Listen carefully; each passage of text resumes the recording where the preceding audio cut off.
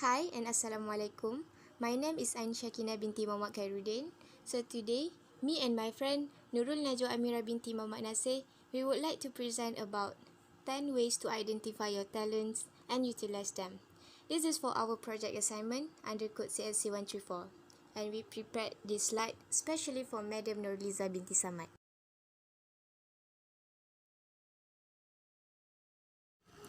Before we go through deeper about this topic, we need to know why it is important to recognize our own talent.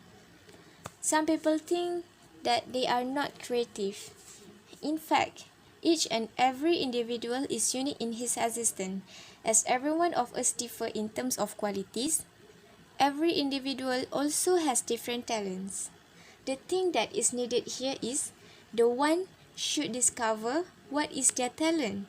It requires giving a serious thought about the way you live and the aspect of your life. This would not only lead you to discover your talent, but also to fulfill your objective of life.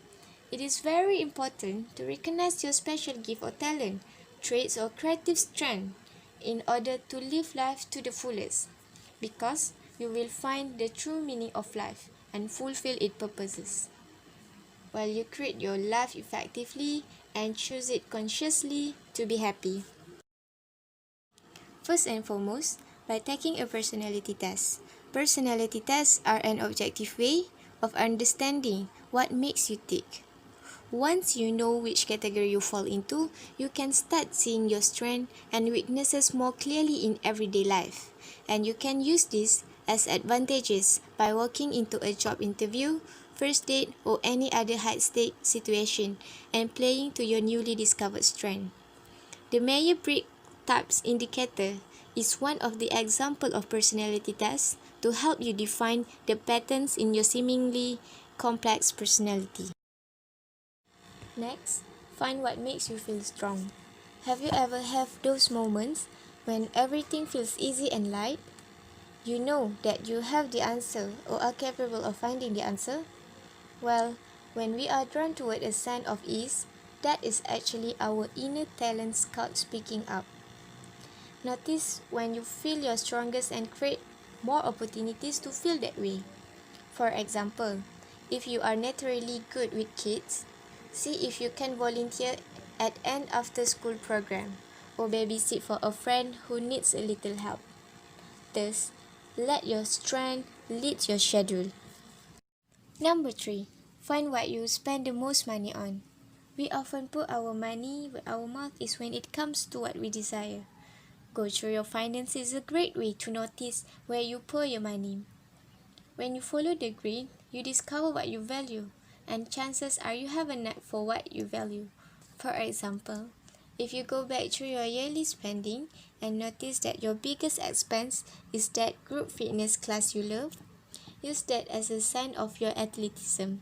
Sign up for a road race, try a new kind of class, or simply just commit to a healthy lifestyle.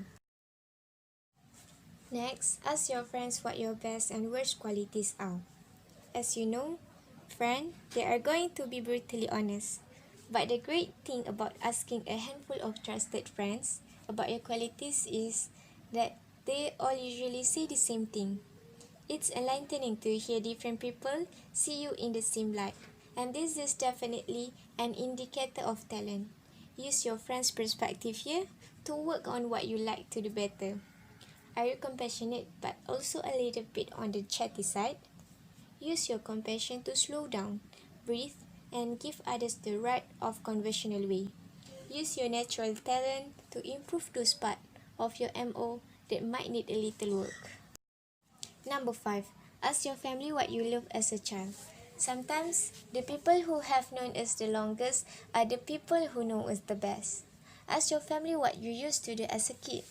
Maybe you always played alone, with friends, made up stories, wrote, drew something, played football, or even read books. More than likely, these are things you still love today. But some things we easily forget as we grow into matured and serious adults. Take this recollection as a hint to get busy playing again. See how much of your childhood you can recreate in your adulthood by following your sense of play.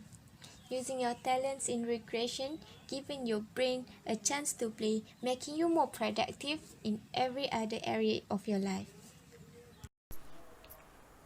So, for the next point, you can write in a journal. Let your thoughts flow onto a few pages every morning and walk away from them for the rest of the day.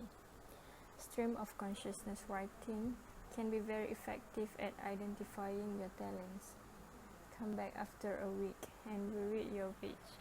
You will notice a lot of your thoughts circle back to one main idea.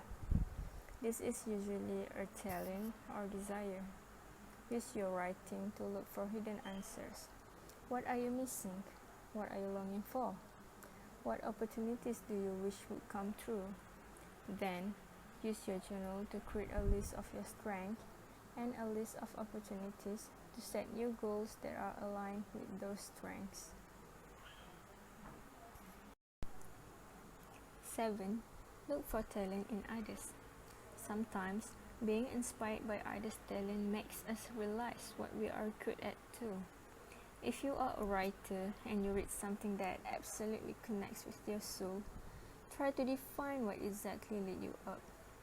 Conversely, if you see talent in others and feel jealous, but don't you worry because we all do this, you can use this to your advantage as well. You can ask this person to mentor you, give you advice, or simply chat over coffee. Reaching out and seeing talent in others will open up many opportunities and connections while it helping you define your own. Next, take stock of your book, music, or movie collections.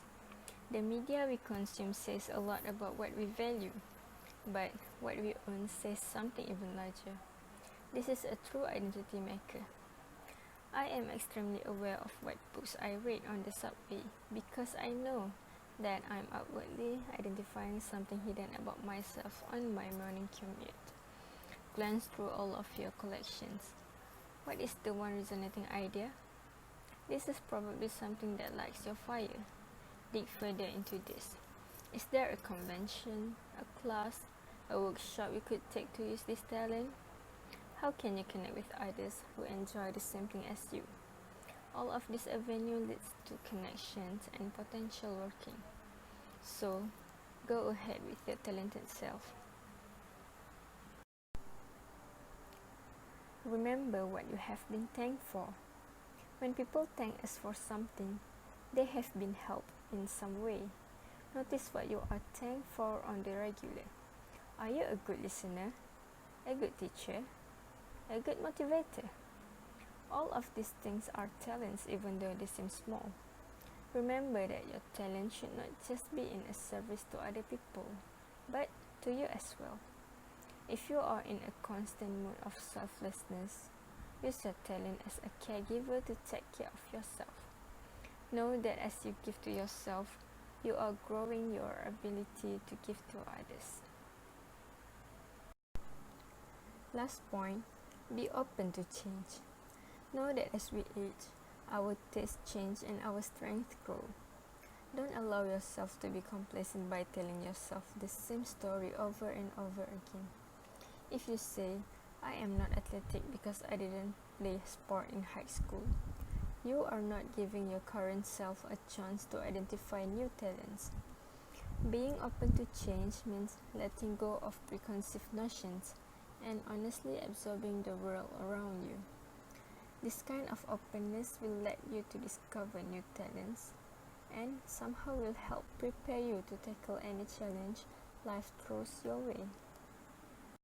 As a conclusion, every one of us is heavenly gifted in a unique way.